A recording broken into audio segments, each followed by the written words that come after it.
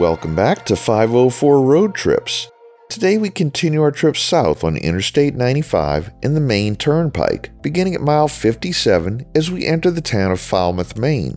Falmouth, located on the northern edge of Portland, sits along Casco Bay and is home to one of the largest anchorages in Maine.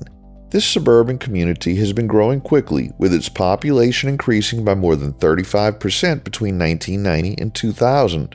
Falmouth Foreside, the coastal part of town near the bay, is known for its affluence and is home to the Portland Yacht Club. Falmouth had a population of 12,444 as of the 2020 census and lies at 102 feet above sea level.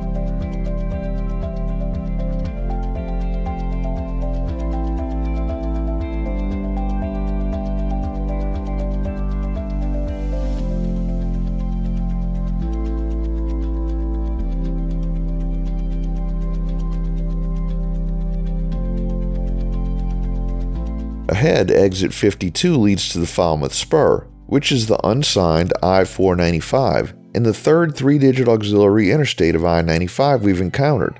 We've actually entered the city of Portland here, but if you take the Spur, it goes back into the Falmouth town limits for most of its 4.3 miles. Portland is the most populous city in Maine with an estimated 68,424 residents as of 2022.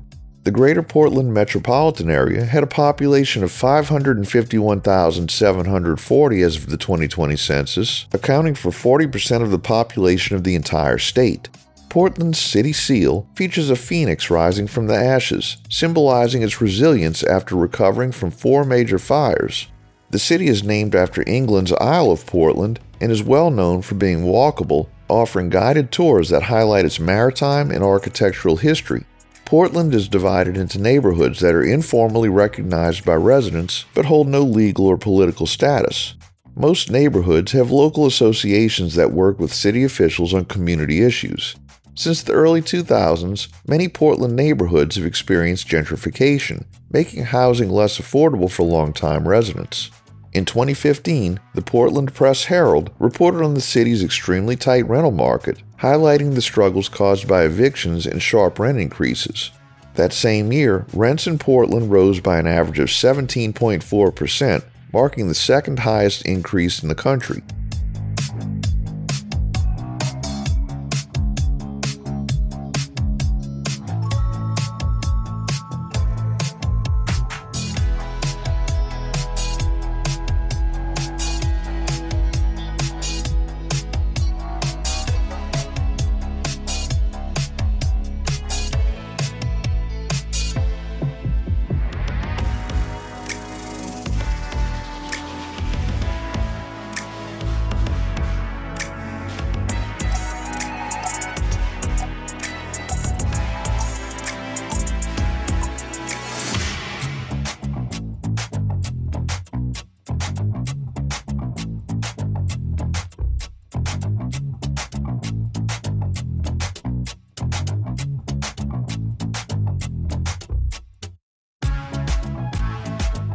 We enter the city of South Portland, the fourth most populous city in Maine, with an estimated population of 27,026 as of 2022.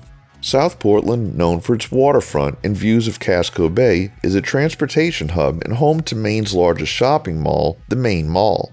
Though it was never part of Portland, it split from Cape Elizabeth in 1895, and Cape Elizabeth had separated from Falmouth in 1765. Recognized as a Tree City, USA, South Portland was named one of Maine's best places to live in 2018.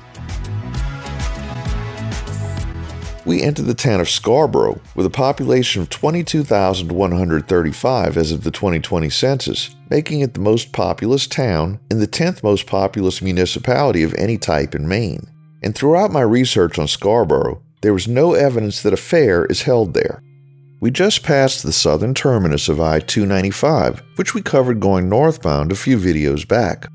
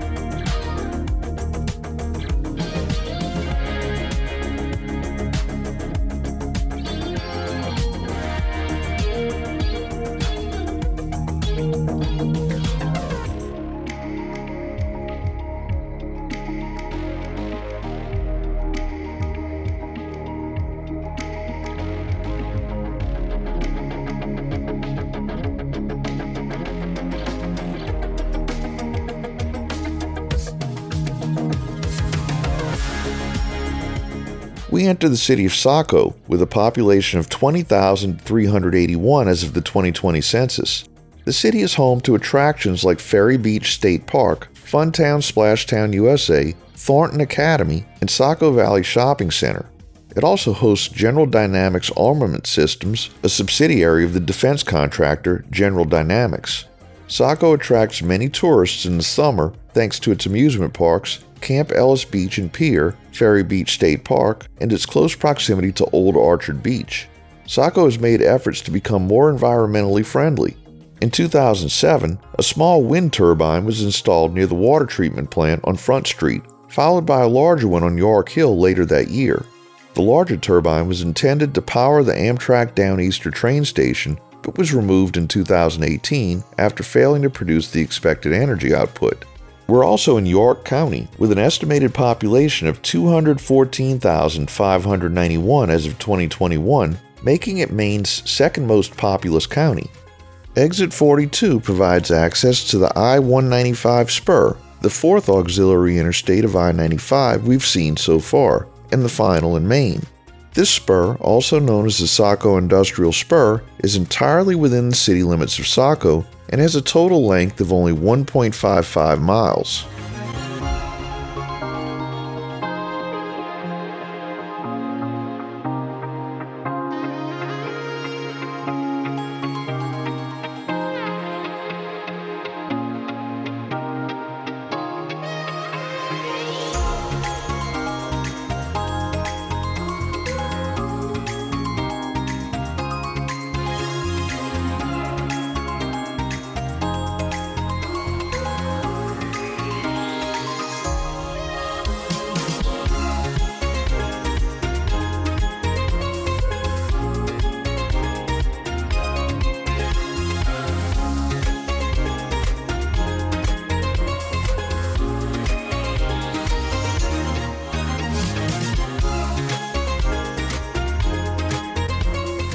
We conclude today's video at mile 33. Thanks for watching. We'd like to give special thanks to our Backseat channel members, Jimbo Slice, Clark Olson, Master Players Radio and Television, and US Ivan Hopper, and Front Seat member Jimmy B. You can also help support our channel for as little as $1 a month and get early access to our regular videos. Or it doesn't cost you anything at all to give us a thumbs up, share on social media, subscribe, leave a comment below, and join us for our next 504 road trip.